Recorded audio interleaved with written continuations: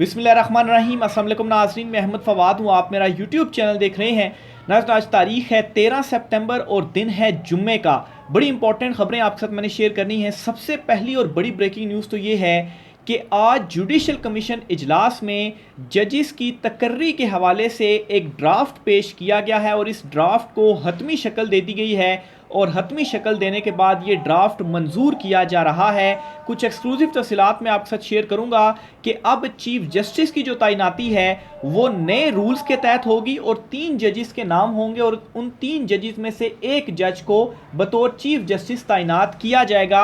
ये judicial commission इजलास में जो रूल्स हैं इसको हतमी शक्ल दे दी गई है। एक्सक्लूसिव डिटेल्स आपसे शेयर करूंगा। दूसरी बड़ी खबर नाज़रीन, इसी इजलास में ही जस्टिस मुनीब अख्तर साहब की जानिब से वॉकआउट किया गया है।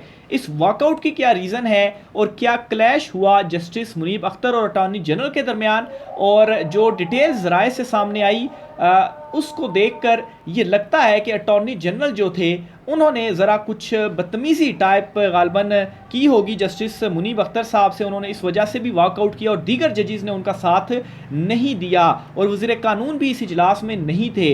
इस पर भी कुछ डिटेल्स आपके साथ शेयर करूंगा। अंदरूनी कहानी क्या है, क्या क्लैश होता रहा, और आखिर में जी चीफ जस्टिस आमिर फारूक साहब ने पाकिस्तान तहरीक इंसाफ के जो MNAs थे इनका जुडिशल रिमांड आज कलअदम करार दे दिया है और स्पीकर कौमी असम्बली ने पार्लियामेंट लॉजिस को सब जेल करार दे दिया है। इस पर भी कुछ तफसीलात हैं, कुछ इंपॉर्टेंट डेवलपमेंट्स हुई हैं, वो भी आपके साथ में शेयर करूंगा। सबसे पहले तो नाज़रीन जो बड़ी ब्रेकिंग न्यूज़ है आपके साथ शेयर करनी, वो एक ड्राफ्ट आज जुडिशल कमीशन का इजलास हुआ चीफ जस्टिस कादी फ़ैज़ ईसा साहब की सरबराही में और तकरीबन 5 घंटे ये इजलास रहा। और इस इजलास में वज़ीर कानून आज़म नज़ीर तारड़ मौजूद नहीं थे और जो अटॉर्नी जनरल थे वो भी तकरीबन 1.5-2 घंटे के बाद इजलास से उठकर चले गए क्योंकि उन्होंने किसी एक अहम मीटिंग में जाना था।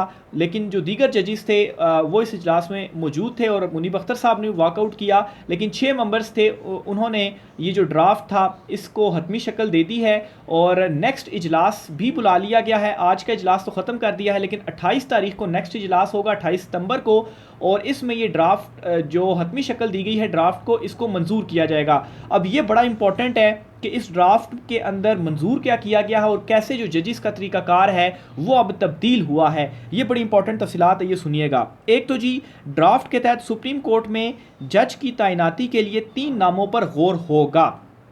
यानी कि सुप्रीम कोर्ट ऑफ पाकिस्तान में जब भी अब कोई नया जज तैनात किया जाएगा 3 नाम पेश किए जाएंगे और इन 3 नामों के ऊपर गौर किया जाएगा और उनमें से एक जज को तैनात किया जाएगा सुप्रीम कोर्ट में। वैसे तो अभी इस तरह से होता था ना, बस एक ही जो हाई कोर्ट्स के सीनियर जजेस हैं वो ऑलरेडी होते हैं लिस्ट में, तो उनमें से किसी एक का जो नाम है वो दे दिया जाता है और फिर सुप्रीम जुडिशल कमीशन का जो इजलास है इसमें एक जो अक्सरियत पर मबनी राय होती है उसके मुताबिक उस जज को सुप्रीम कोर्ट में तैनात कर दिया जाता है। तो अब ये होगा कि 3 जजेस होंगे और इन 3 नामों के ऊपर गौर किया जाएगा और फिर इनमें से एक जज को सुप्रीम कोर्ट तैनात किया जाएगा। एक तो ये हुआ है जी। फिर इसके साथ ही एक और जो चीज़ हुई है कि हाई कोर्ट में जज तैनाती की नामजदगी मुतलका चीफ जस्टिस, सीनियर जज और सूबाई बार कौंसल का जो रुकन है वो करेंगे।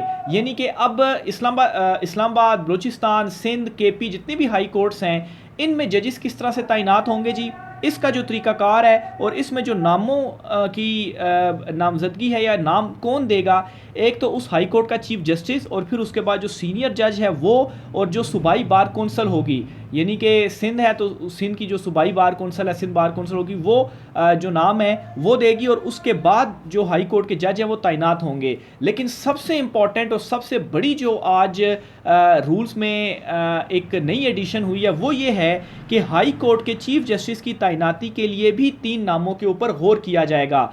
यानी कि पहले तो ये रूल्स के अंदर चीज़ नहीं थी और जो सीनियर जज होता था उसी को कहा जाता था इसका हक है और इसको चीफ जस्टिस तैनात किया जाना चाहिए सुप्रीम कोर्ट का। लेकिन चीफ जस्टिस कादी फ़ैज़ ईसा साहब ने एक एग्जाम्पल सेट की और लाहौर हाई कोर्ट में 3रे नंबर पर मौजूद जस्टिस आलिया नीलम साहिबा को उन्होंने चीफ जस्टिस तैनात किया और 2 सीनियर जजेस को सुपरसीड किया। अब इस चीज़ को बाकायदा तौर पर उन्होंने रूल्स में लिख दिया, यानी कि ये वो चीफ जस्टिस कादी फ़ैज़ ईसा हैं जब ये चीफ जस्टिस नहीं थे, ये सिर्फ जज थे, ये सीनियरिटी के असूल की बड़ी बात किया करते थे और अब रूल्स में इन्होंने ये बात शामिल कर दी कि अब सीनियरिटी छोड़े तब जो 3 होंगे उनमें से किसी एक को तैनात करेंगे।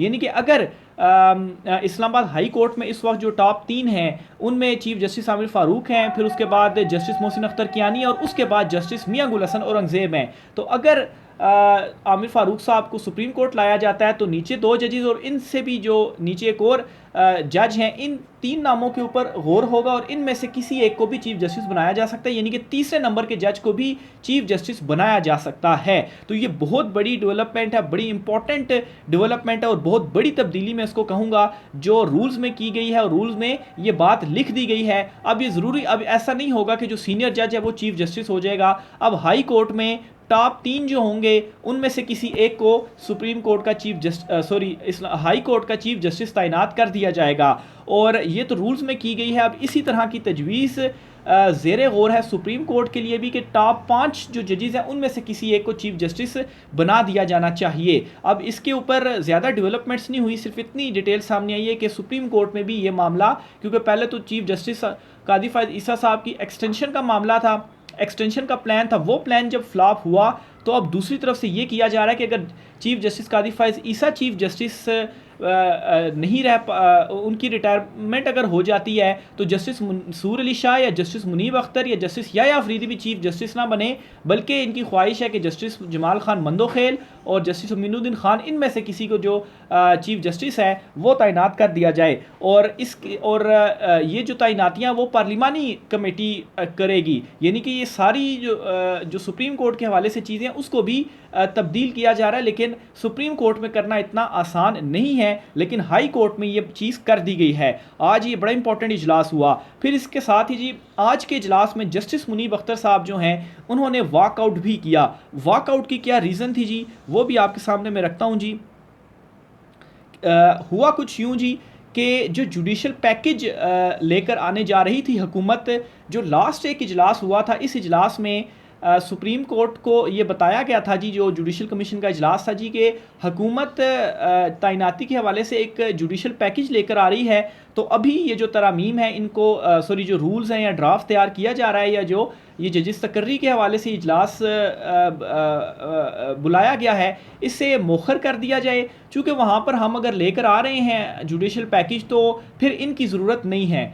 तो इस वजह से लास्ट जो इजलास था जुडिशल कमीशन का उसे मुलतवी कर दिया गया था। आज जब इजलास शुरू हुआ तो जस्टिस मुनीब अख्तर साहब ने ये कहा कि आखिरी इजलास इस वजह से मुलतवी हुआ था कि आप जुडिशल पैकेज लेकर आ रहे हैं और इस वजह से हमने ये जो रूल्स थे उस वक्त इनको इम्प्लीमेंट नहीं किया। तो आप जो पैकेज लेकर आ रहे हैं वो है क्या और अभी तक वो लेकर असल में क्यों नहीं आए, ये भी एक सवाल है। बहरहाल जस्टिस मुनीब अख्तर साहब ने पूछा कि वो पैकेज है क्या, तो इस पर जो अटॉर्नी जनरल साहब थे उन्होंने कहा जी कि जुडिशल कमीशन जो है वो ये सवाल नहीं पूछ सकता कि जुडिशल पैकेज है क्या।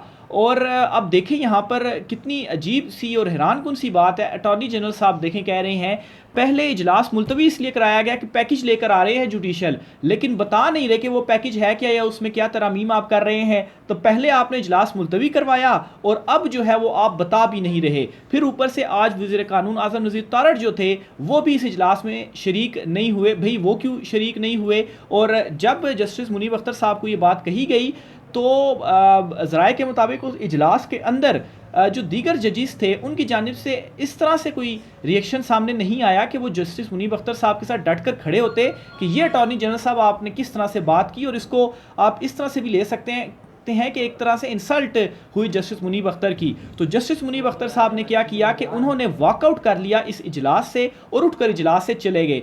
थोड़ी देर के बाद अटॉर्नी जनरल भी चले गए और वज़ीर कानून थे ही नहीं। कुल 9 मेंबर्स होते हैं तो 6 जो मेंबर्स थे वो फिर बाकी रहे और चीफ जस्टिस कादी फायद ईसा साहब भी उनमें मौजूद थे। तो उसके बाद जो ड्राफ्ट की डिटेल्स मैंने बताई वो जो हैं उनको हतमी शक्ल दी गई है। जस्टिस मंसूर अली शाह जो थे उन्होंने जो ये मुसवदा था सारा वो पढ़ा। तो ये जी इजलास की सारी अंदरूनी कहानी है और ये बड़ी इंपॉर्टेंट डेवलपमेंट हुई है सुप्रीम कोर्ट ऑफ पाकिस्तान से।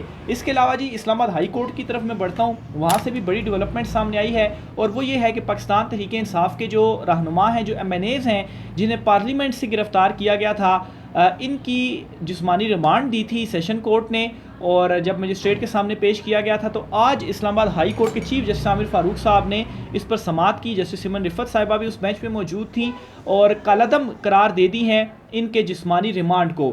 अब आपके सामने रखता हूं जी कि जो FIR दर्ज हुई थी उस FIR को भी मुज़ाहका खेज़ करार दिया चीफ जस्टिस आमिर फ़ारूक साहब ने। सारा आज समात क्या हुई वो आपके साथ में शेयर करता हूँ जी। प्रोसिक्यूटर जनरल इस्लामाबाद अदालत में पेश हुए, जबकि मुलजिमान की जानिब से इस्लामाबाद बार कौंसिल के वाइस चेयरमैन आदिल अजीज़ काजी और राजा अलीम अब्बासी एडवोकेट अदालत में पेश हुए। समात शुरू हुई तो चीफ जस्टिस ने रिमार्क्स दिए कि मैंने देखा है जिस्मानी रिमांड के तमाम आर्डर्स एक जैसे ही हैं।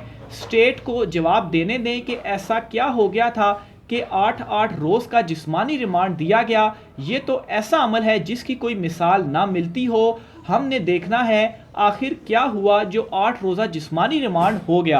यानी कि इन सारे MNAs का 8 रोज़ा जिस्मानी रिमांड गया था। इस पर चीफ जस्टिस आमिर फ़ारूक साहब भी हैरान हुए कि ऐसा क्या हो गया कि इनका जिस्मानी रिमांड दिया गया है। प्रोसिक्यूटर ने FIR पढ़कर सुनाई, जिस पर चीफ जस्टिस ने दिलचस्प रिमार्क्स दिए। चीफ जस्टिस ने कहा कि FIR का ऑथर भी दिलचस्प है। ये इस्लामाबाद पुलिस है या रजिया है जो गुंडों में फंस गई है। क्रेडिट देना होगा कि बड़े अरसे बाद अच्छी कॉमेडी देखने को मिली। जिसने भी FIR लिखी इसने अच्छी कॉमेडी लिखी है। ये जी चीफ जस्टिस आमिर फ़ारूक साहब है जिन्होंने FIR को कॉमेडी करार दिया और कहा कि ये तो आपने रजिया को गुंडों में फंसा देने वाली जो बात है वो FIR में कर दी है। यानी कि इतनी गैर संजीदा किस्म की FIR थी कि चीफ जस्टिस आमिर फ़ारूक साहब भी जो है वो रिमार्क्स दिए बगैर ना रह सके। और आप यहाँ से अंदाज़ा लगा लें कि इस तरह के भोंडे केसेस इनके ऊपर बनाकर जो गिरफ्तारियाँ हैं वो इनकी की गई हैं। चीफ जस्टिस ने सवाल उठाते हुए कहा कि शुएब शाहीन पर पिस्तौल डाल दी। शुएब शाहीन को मैं नहीं जानता। गौहर खान का कह रहे हैं कि पिस्तौल निकाल ली। गौहर को आप और मैं नहीं जानते। कॉमेडी आपने पढ़ ली, अब इनसे क्या बरामद करना है। प्रोसिक्यूटर जनरल इस्लामाबाद ने बताया कि शुएब शाहीन से डंडा बरामद हो गया है, जिस पर चीफ जस्टिस आमिर फ़ारूक ने बेसाख्ता जो है वो हंस पड़े। मतलब इसके ऊपर वाकई चीफ जस्टिस साहब हंसे ना तो क्या करें।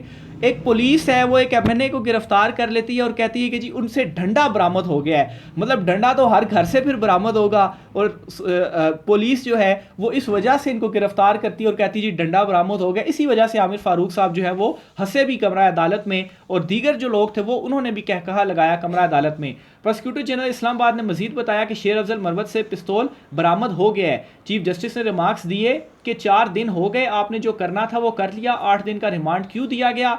2 दिन का दे देते, कस्टडी दी जाती है, लेकिन हतमी तौर पर कस्टडी कोर्ट की ही होती है। इस मुकदमे में मुज़ाहका खेज किस्म के इल्ज़ामात लगाए गए हैं और 8 रोज़ का जिस्मानी रिमांड दे दिया। अगर इल्ज़ाम दुरुस्त भी मान लें तो इसका एक तरीकाकार है। ये स्टोरी जिसने बनाई है मज़ेदार किस्म की कहानी है जिस पर फिल्म बन सकती है। अब ये एक अदालत की प्रोसीडिंग में आपके साथ शेयर कर रहा हूँ, ये कि कोई गुफ्तगू में आपके साथ शेयर नहीं कर रहा, कोई किस्से कहानी में शेयर नहीं कर रहा। ये अदालत की प्रोसीडिंग है और चीफ जस्टिस आमिर फ़ारूक साहब ये बात कर रहे हैं कि ये इस तरह के मुकदमे और इस तरह की FIRs काटी जाती हैं। पार्लियामेंट से गिरफ्तारी करने पर चीफ जस्टिस आमिर फ़ारूक ने मजीद रिमार्क्स दिए कि स्पीकर कौमी असम्बली अपना काम कर रहे हैं, लेकिन ये अदालत भी मामला देख सकती है। किसी इदारे का वकार बाकी नहीं रहने देना। कर क्या रहे हैं आप? पार्लियामेंट तमाम इदारों की माँ है। मुल्क के हालात देखें और आपने पार्लियामेंट के अंदर घुसकर मेंबरान को गिरफ्तार किया। तो बहरहाल जी इन तमाम का ये जो जिस्मानी रिमांड था अदालत की जानिब से कालादम करार दे दिया गया है। लेकिन दूसरी तरफ मज़े की बात ये हुई है कि जुडिशल इस वक्त ये हो चुके हैं तमाम मेंबरान, तो स्पीकर कौमी असम्बली ने जो पार्लियामेंट लॉजेस हैं इसे सब जेल करार दे दिया है और जो तमाम MNAs गिरफ्तार किए गए हैं उन्हें अब पार्लियामेंट लॉजेस में रखा जाएगा, क्योंकि वो सब जेल है जब तक उनका जो केस है वो ख़त्म नहीं होता या केस में उनकी ज़मानत नहीं होती। लेकिन जो मज़ाहका खेज़ किस्म की FIR है जिस पर चीफ जस्टिस आमिर फ़ारूक साहब ने भी जो है वो कहे लगाए या वो भी हंस पड़े, तो उनके पास जब ये केस जाएगा तो कैसे डिस्चार्ज नहीं होंगे या कैसे जो ज़मानत है वो नहीं मिलेगी। तो ये जी एक और बड़ी डेवलपमेंट थी। इमरान खान साहब ने आज अडयाला जेल में दोबारा जो गुफ्तगू है वो की है और इमरान खान साहब ने अली अमीन गंडापुर साहब के हवाले से गुफ्तगू करते हुए कहा कि अली अमीन गंडापुर को एस्टेब्लिशमेंट ने गायब किया था और अली अमीन गंडापुर उनके हवाले से इसलिए ज़्यादा गुफ्तगू नहीं कर रहा क्योंकि वो अभी भी उनकी लाज रख रहा है। फिर जी इमरान खान साहब ने कहा कि पुलिस और मातहत अदलिया से लोगों का एतमाद उठ गया है। गुज़श्ता दिनों जज ने 3 घंटे हिदायत लेकर बुशरा बीबी के खिलाफ फैसला दिया। मौलाना फजल रहमान का फ़ौज और अदलिया समेत किसी भी ओहदे पर तोसी ना देने का बयान खुशाइंद है। इसके अलावा जी इमरान खान ने कहा कि सिंगापुर में 140 अरब डॉलर की सरमायाकारी हुई, पाकिस्तान में 1 अरब डॉलर से भी कम सरमायाकारी आई वजह यह है कि सरमायाकारी वहाँ आती है जहाँ कानून की बालादस्ती होती है। तो ये जी इमरान खान साहब ने कुछ अहम जो गुफ्तगू है वो अडयाला जेल में की है। राय का इज़हार कीजिएगा। आज के व्लॉग से इतना ही, इजाज़त दीजिए, अल्लाह हाफिज़।